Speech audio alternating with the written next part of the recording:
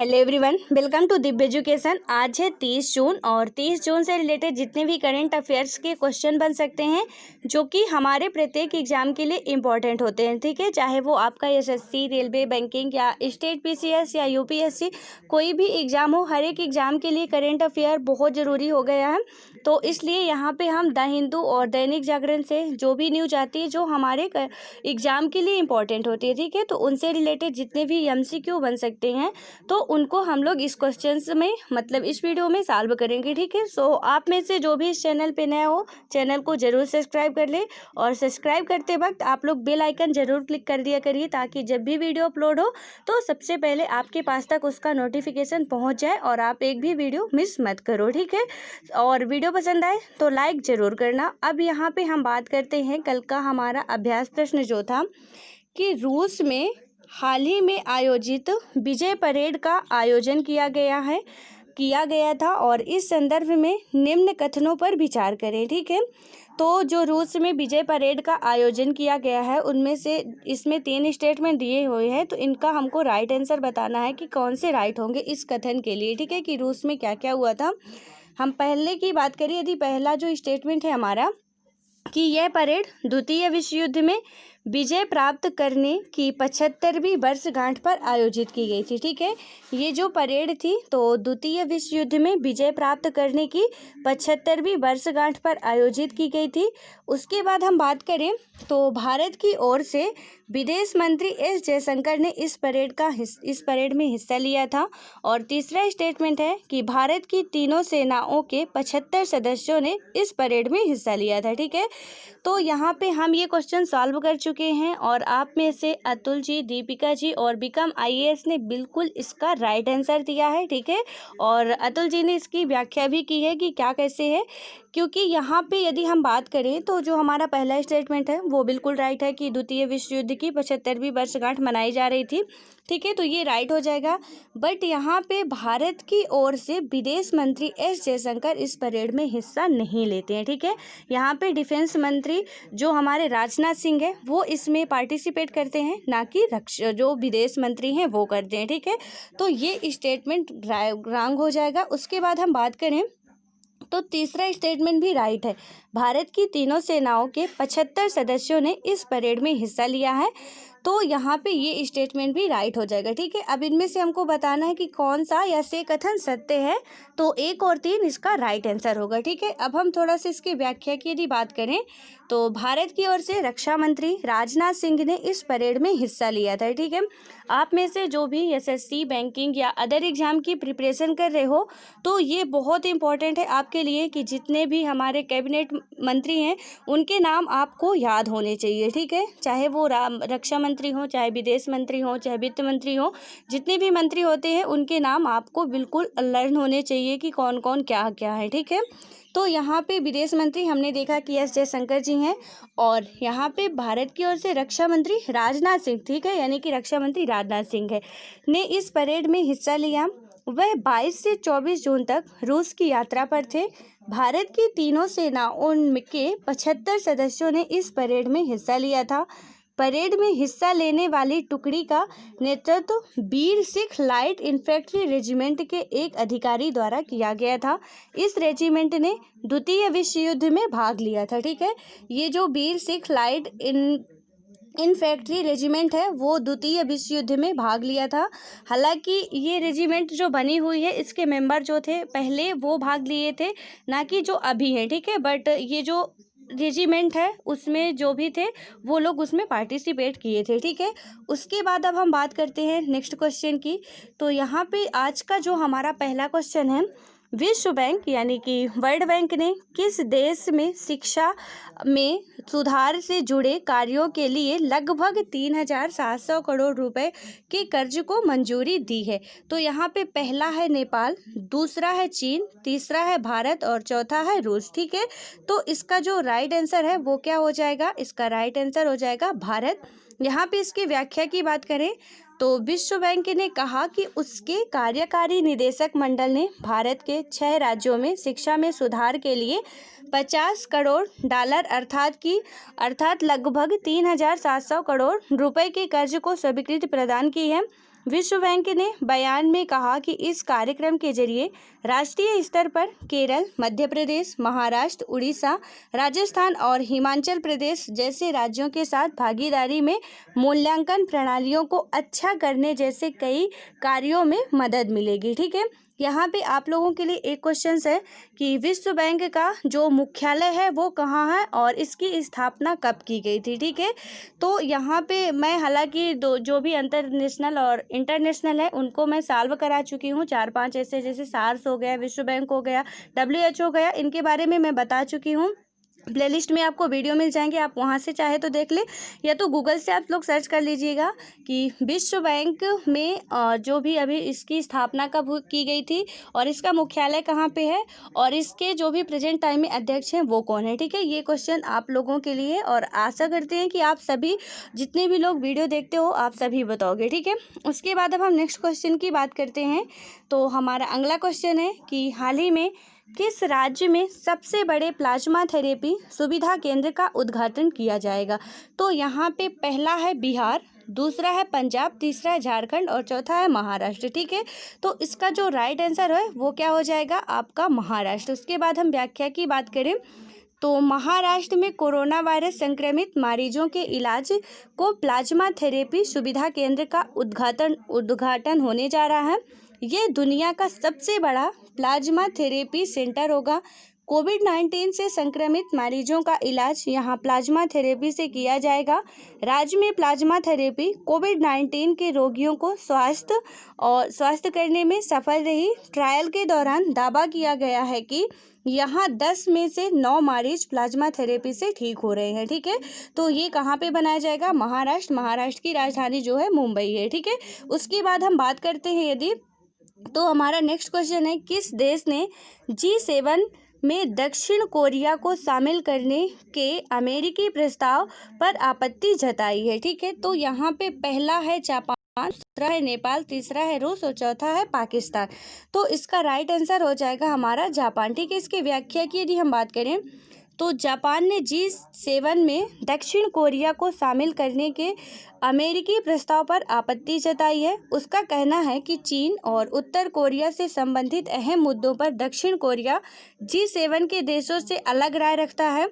अमेरिकी राष्ट्रपति Donald Trump ने पिछले महीने भारत समेत रूस, ऑस्ट्रेलिया और दक्षिण कोरिया को इस साल के G7 शिखर सम्मेलन में शामिल करने का प्रस्ताव दिया था। विश्व की 7 बड़ी अर्थव्यवस्था के इस समूह में America, Britain, Japan, Canada, Germany, France और इटली पहले से ही शामिल है। ठीक है, यानी कि G7 में कौन कौन सी कंट्रियां शामिल है ये भी आपसे पूछ लिया जा सकता है। तो कौन कौन सी है, अमेरिका है, ब्रिटेन है, और जापान है, कनाडा है, जर्मनी है, फ्रांस है और इटली है जो कि पहले से शामिल है। और यहाँ पे कौन कौन से देश की अभी शामिल करने की बात की जा रही थी जो कि डोनाल्ड ट्रंप के द्वारा दिया गया था। तो यहाँ पे था भारत है, रूस है, ऑस्ट्रेलिया और दक्षिण कोरिया। ठीक है, यानी कि इसमें भारत भी शामिल है। तो अब आशा है कि भारत G7 का सदस्य बन जाएगा। ठीक है, इसमें शामिल किया गया है। एशिया महाद्वीप से जापान एकमात्र देश है, जो हमारा एशिया महाद्वीप है इसमें से जापान सिर्फ एकमात्र ऐसा देश है जो कि G7 का मेंबर है। हालांकि अब शामिल होने के बाद रूस और भारत भी एशिया महाद्वीप के ही हिस्से कहलाएंगे। ठीक है, लेकिन अभी तक सिर्फ और सिर्फ जापान है। उसके बाद अब हम नेक्स्ट क्वेश्चन की बात करें तो राष्ट्रीय सांख्यिकी दिवस निम्न में से किस दिन मनाया जाता है। तो इसमें से होगा 15 जनवरी और 29 जून या कि 10 मार्च या कि 12 जुलाई। ठीक है, तो इसका जो राइट आंसर है वो क्या हो जाएगा, 29 जून को जो मनाया जाता है हमारा सांख्यिकीय दिवस मनाया जाता है। ठीक है, इसमें हम व्याख्या की बात करते हैं यदि, तो सांख्यिकी दिवस भारत में प्रत्येक वर्ष 29 जून को मनाया जाता है। ये महत्वपूर्ण प्रसिद्ध भारतीय वैज्ञानिक एवं सांख्यिकीविद PC महालनोबिस के आर्थिक योजना और सांख्यिकी विकास के क्षेत्र में उल्लेखनीय योगदान के संपादन में मनाया जाता है। यह दिवस राष्ट्रीय स्तर पर मनाया जाता है। इस दिवस का उद्देश्य सामाजिक, आर्थिक नियोजन और नीति निर्माण में PC महालनोबिस के योगदान के प्रति युवाओं के बीच जागरूकता पैदा करना और उन्हें प्रेरित करना है। ठीक है, हम जब देखते हैं द्वितीय पंचवर्षीय में जो है इन्हीं का जो योजनाएं बनाई गई थी उन्हीं को फॉलो किया गया था। तो ये जो है पीसी महालनोबिस, ठीक है, तो इनका नाम आपको याद रखना है। तो इन्हीं के उसमें मनाया जाता है राष्ट्रीय सांख्यिकीय दिवस, जो भी है 29 जून को मनाया जाता है, ठीक है। उसके बाद अब हम अगले क्वेश्चन की बात करें तो हाल ही में वित्तीय कार्यवाही कार्यकाल यानी कि फाइनेंशियल एक्शन टास्क फोर्स की पूर्ण बैठक किस देश की अध्यक्षता में आयोजित की गई है? तो इसमें से है पहला कि चीन में, दूसरा है नेपाल में, और चौथा है जापान में, और चौथा है पाकिस्तान में। तो इसका राइट आंसर हो जाएगा हमारा चीन, ठीक है। इसकी यदि हम व्याख्या की बात करें तो हाल ही में वित्तीय कार्यवाही कार्यबल यानी कि फाइनेंशियल एक्शन टास्क फोर्स की पूर्ण बैठक चीन की अध्यक्षता में आयोजित की गई। इस अधिवेशन में राष्ट्रीय जांच एजेंसी और प्रवर्तन निदेशालय के अधिकारियों ने आतंकी वित्त पोषण के रोकथाम हेतु एक विस्तृत विवरण प्रस्तुत किया। वित्तीय कार्यवाही कार्यबल की स्थापना वर्ष 1989 में एक अंतर सरकारी निकाय के रूप में हुई थी। वित्तीय कार्यवाही कार्यबल का उद्देश्य मनी लॉन्ड्रिंग, आतंकवादी वित्त पोषण जैसे खतरों से निपटना और अंतर्राष्ट्रीय वित्तीय प्रणाली की अखंडता के लिए अन्य कानूनी, विनियामक और परिचालन उपायों के प्रभावी कार्यान्वयन को बढ़ावा देना है। राइट। द नेक्स्ट क्वेश्चन की यदि हम बात करते हैं तो हमारा अगला क्वेश्चन है कि किस राज्य सरकार ने कुपोषण और मातृ मृत्यु दर से मुकाबला करने हेतु मुख्यमंत्री मातृ पुष्टि उपहार योजना की शुरुआत की है? तो इसमें से हमारा पहला हो जाएगा बिहार, दूसरे में है केरल, तीसरे में है पंजाब और चौथे में है त्रिपुरा। तो इसका राइट आंसर हो जाएगा त्रिपुरा, ठीक है। त्रिपुरा की जो कैपिटल है वो क्या है? तो त्रिपुरा की कैपिटल अगरतला है, ठीक है।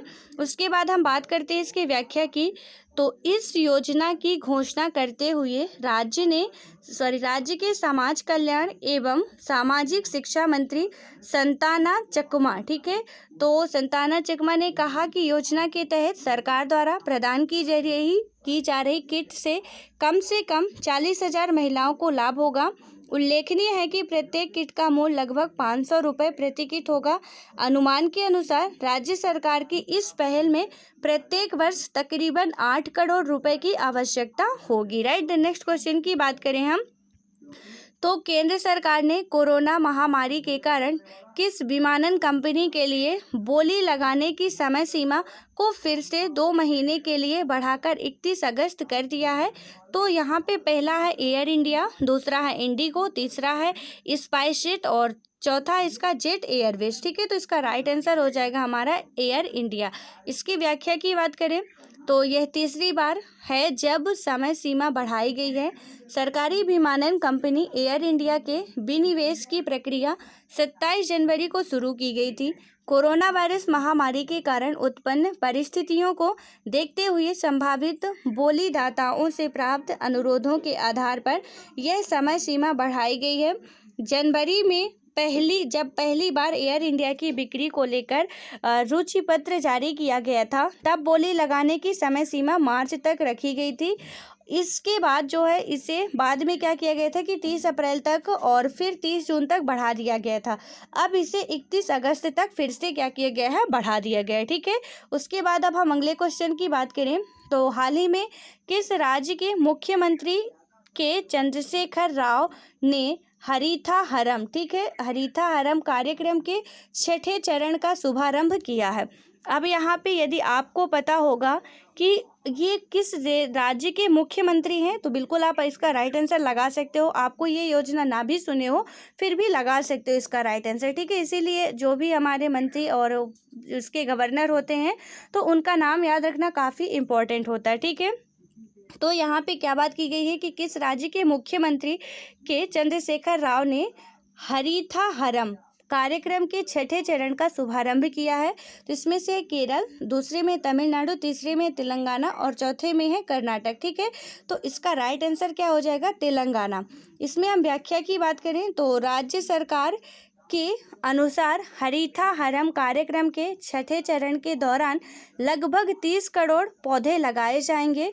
राज्य में यह वृक्षारोपण कार्यक्रम बड़े पैमाने पर रोजगार पैदा करने में भी मदद करेगा। तेलंगाना का हरिथा हरम कार्यक्रम राज्य सरकार द्वारा कार्यान्वित व्यापक वृक्षारोपण कार्यक्रम है, जिसके तहत राज्य में वृक्षों के क्षेत्र को 24% से बढ़ाकर 33% करने का लक्ष्य निर्धारित किया गया है। तेलंगाना का गठन एक भौगोलिक और राजनीतिक इकाई के रूप में 2 जून 2014 को भारत के 29वें राज्य के रूप में किया गया था। ठीक है, यहाँ पे आप लोग एक और क्वेश्चन बताओगे कि भारत में कुल कितने राज्य और कितने केंद्र शासित प्रदेश हैं अभी प्रेजेंट टाइम में। ठीक है, देन उसके बाद मैं आपको कल समझाऊंगी नेक्स्ट वीडियो में कि ये कितने राज्य और कितने केंद्र शासित प्रदेश कैसे हुए हैं। ठीक है, क्योंकि पहले जो थे 29 राज्य थे और हमारे जो 7 केंद्र शासित प्रदेश थे, बट अब इनमें कुछ घटाव बढ़ाव हुआ है, संशोधन हुआ है। तो ये आप लोग बताओगे कि कितने राज्य हैं और कितने केंद्र शासित प्रदेश है। ठीक है, उसके बाद हम बात करें तो यहाँ पे नेक्स्ट क्वेश्चन की बात करिए यदि तो केंद्र सरकार ने कोविड-19 के गंभीर लक्षणों वाले मरीजों के इलाज के लिए एक किस ड्रग के इस्तेमाल की इजाज़त दे दी है। तो यहाँ पे पहला है हमारा कोरोनिल, दूसरा है डेक्सामेथासोन और तीसरा है नेविविलोल और चौथा है वाल्सार्टेन। ठीक है, तो यहाँ पे वाल्सार्टेन है, तो यहाँ पे हो जाएगा हमारा जो राइट आंसर होगा तो वो क्या होगा, डेक्सामेथासोन। इसके बाद हम इसके व्याख्या की बात करें तो केंद्र सरकार ने गंभीर लक्षणों वाले मरीजों के इलाज के लिए एक सस्ती स्टेरॉयड ड्रग डेक्सामेथासोन के इस्तेमाल की इजाज़त दे दी है। यह मेथिल प्रेडनिसोलोन ठीक है के विकल्प के तौर पर इस्तेमाल होगी।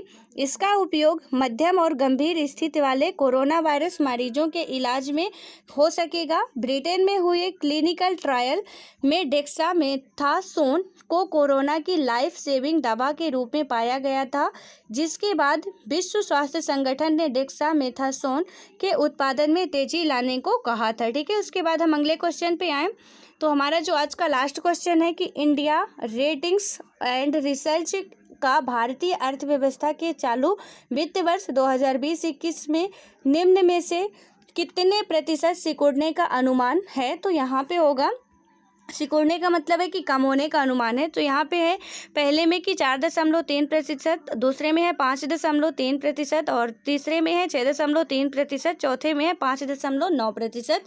तो इसका राइट आंसर जो हो जाएगा वो 5.3% होगा। ठीक है, इसकी व्याख्या की बात करें तो इंडिया रेटिंग्स एंड रिसर्च का भारतीय अर्थव्यवस्था के चालू वित्त वर्ष यानी कि 2020-21 में 5.3% सिकुड़ने का अनुमान है। ठीक है, इस देश के इतिहास में यह सकल घरेलू उत्पाद मतलब जीडीपी ग्रास डोमेस्टिक प्रोडक्ट होता है। ठीक है, जीडीपी का जो फुल फॉर्म होता है तो जीडीपी फुल फॉर्म इसका होता है ग्रास डोमेस्टिक प्रोडक्ट होता है, यानी सकल घरेलू उत्पाद की सबसे निचली वृद्धि दर होगी।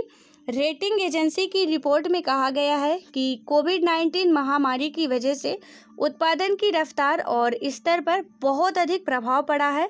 रिपोर्ट में यह भी कहा गया है कि पूरे वित्त वर्ष के दौरान अर्थव्यवस्था में गिरावट आएगी ही और प्रत्येक तिमाही के दौरान भी अर्थव्यवस्था नीचे आएगी। ठीक है, हालांकि एजेंसी का मानना है कि अगले वित्त वर्ष यानी कि 2021-22 में अर्थव्यवस्था पटरी पर लौटेगी और 5 से 6% की वृद्धि दर्ज करेगी। ठीक है, तो ये अगले वर्ष के लिए है, बट अभी कोविड-19 की वजह से ये नीचे ही गिर रही है। ठीक है, तो इसका रेटिंग कितना है, 5.3% सिकुड़ने का अनुमान अभी लगाया जा रहा है। ठीक है, उसके बाद हम नेक्स्ट क्वेश्चन की बात करते हैं जो कि आज का हमारा अभ्यास प्रश्न है। तो यहाँ पे यदि हम बात करें तो फाइनेंशियल एक्शन टास्क फोर्स यानी कि FATF की हाल ही में हुई वर्चुअल बैठक में पाकिस्तान को ग्रे लिस्ट में रखने का निर्णय लिया गया था। इस बैठक की अध्यक्षता की थी। ठीक है, तो यहाँ पे आपको तो इसका फुल फॉर्म याद ही रखना है, फाइनेंशियल एक्शन टास्क फोर्स है FATF, और इसमें हमने आपको समझाया भी था बहुत अच्छे तरीके से क्या कैसे है। ठीक है, तो आई होप कि आप सभी इसका राइट आंसर दोगे। इसमें हम बात करें यदि तो पहला है कि भारत ने, दूसरा फ्रांस ने, तीसरा ऑस्ट्रेलिया ने, चौथा है चीन ने।